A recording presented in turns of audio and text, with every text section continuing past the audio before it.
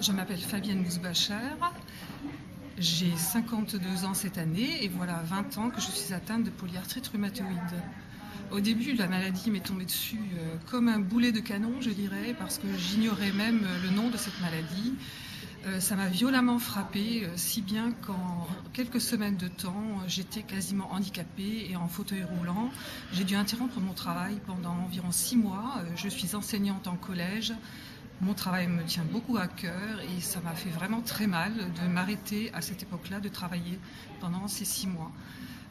Ensuite, j'ai 2 enfants. À l'époque, j'avais 2 enfants jeunes. Ma fille avait 4 ans et c'était très dur pour moi de vivre ma maladie au quotidien, au retour de l'hôpital, avec ma fille de 4 ans et mon fils de 7 ans. Petit à petit, je me suis habituée à encaisser la maladie. Je ne l'ai jamais acceptée. J'ai eu beaucoup de traitements, de très nombreux traitements qui ont tous plus ou moins réussi.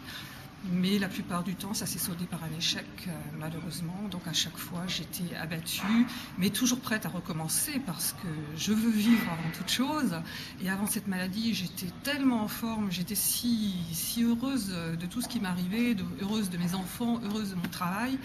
La vie, pour moi, c'était un long fleuve agréable. Et puis, avec cette maladie, j'ai dû faire beaucoup de concessions, renoncer à beaucoup de choses, et notamment à des activités sportives et même manuelles, puisque j'étais très manuelle également, et je ne pouvais pas me résoudre à rester dans un coin avec un roman, même si j'aime beaucoup lire, mais m'obliger à rester là toute la journée dans un coin, à ne pas bouger, ça ne fait pas ma vie.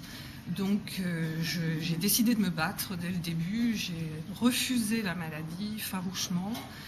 Et j'ai toujours fait en sorte que je puisse aller travailler. Et lorsque je travaille donc dans un collège difficile, un collège de ZEP, je m'investis à fond, je donne tout ce que je peux, parce que pendant ce temps, je ne pense pas à ma maladie. Et ça m'occupe énormément de préparer mes cours, je passe tous les soirs à travailler.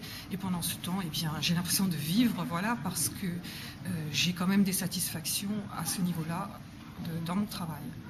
La polyarthrite rhumatoïde, comme dans de nombreuses maladies chroniques et évolutives, je crois qu'il faut être très courageux, se dire que ça ne va pas s'arrêter du jour au lendemain et donc il faut se prendre en main, il faut se prendre en charge soi-même. Bien sûr, ne pas refuser l'aide des autres, se faire aider, c'est vrai, mais surtout se battre, aller de l'avant, toujours relever la tête. Même s'il y a des moments où l'on craque, lorsqu'on est au fond du gouffre, on ne peut faire qu'une chose, c'est remonter.